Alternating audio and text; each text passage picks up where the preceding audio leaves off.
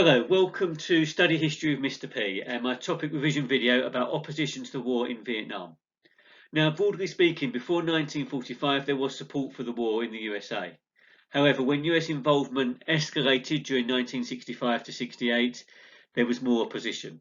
This included Martin Luther King, a Quaker called Norman Morrison who burned himself to death on the 2nd of November 1965 outside the Pentagon, copying the actions of the Buddhist monk Quang Duc in Vietnam. Senator Wayne Morse, who was the only person who gave a speech in the Senate against the Gulf of Tonkin resolution, and some Vietnam veterans who formed Vietnam Veterans Against the War. So, opponents of the war included pacifists, parents of soldiers and students.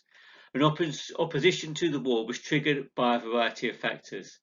These included short-term factors like events in Vietnam, presidential policy changes, but also long-term factors such as the rising death toll, the loss of family members, and the cost of the war. But there were a number of other factors which I'm going to explore in a little more detail today. And these factors are the student movement, the draft, the role of the media, the My Lai massacre, the Kent State shootings, and political opposition. So first of all, the student movement. Many students wanted social change, and protesting against the war was part of this. Their protest methods included sit-ins, boycotts, demonstrations, marches, refusing to go to class, going on strike, and burning their draft cards, as did non-student protesters. Anti-war protesters got caught up in a growing spiral of violent protests, though, and they got media attention, probably because most of them were white and middle class. The Students for Democratic Society, the SDS, was set up in 1960, and over time they angered many because they opposed the war and they also supported North Vietnam. The draft was another area of opposition. The draft means compulsory military service, and men were drafted from the age of 18, and this increased opposition to the war because many thought that it was unfair. However, there were many ways to delay and even avoid the draft altogether. An anti-war activist actually gave advice on how to avoid the draft and even tried to persuade those who'd been drafted to avoid it. 15 million people in all avoided the draft. The media also played a role in opposition to the war. The Vietnam War was the first war to be widely watched on television and where reporters regularly travelled with troops into the war zone uncensored. Many Americans, therefore, saw war footage and news of anti-war protests, and as a result, people lost faith in the government. It also became clear that the government was keeping information from people and even lying to them.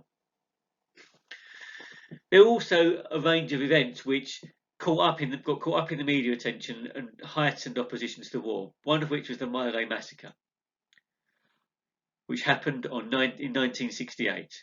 On the 16th of March, US troops from Charlie Company were sent to the village of My Lai and were told to expect to come under fire from the VC, but they didn't. There were only women, children and old men there. Despite this, the troops led by Lieutenant Kelly killed all the people and all the animals. They said that they'd been ordered to do so.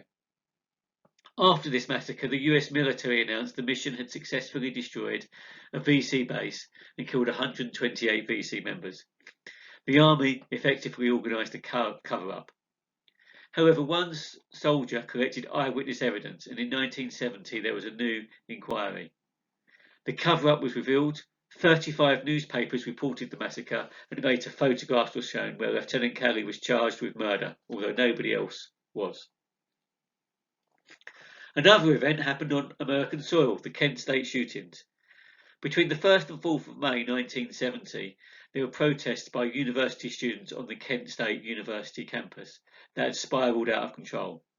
The National Guard was called in and protests were banned, but many ignored the ban.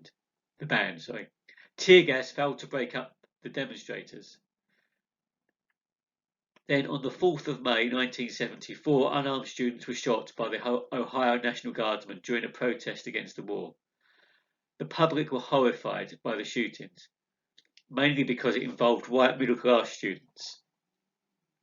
There was also political opposition to the war, but this came in a variety of forms.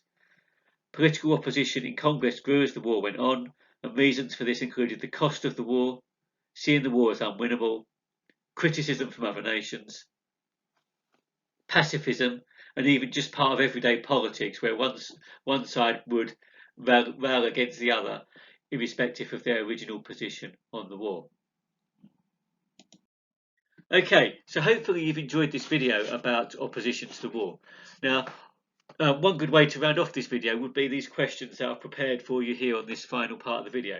And I suggest that maybe you take a few moments now to pause the video and see how many of these you can answer, and then perhaps rewind the video and fill in any gaps that you have got. So the questions look at the 6 areas I've outlined to you today: the student movement, the draft, the role of the media, the My massacre, the Kent State shootings, and political opposition. So thank you for watching today, and please do give a go at answering these questions to add to your revision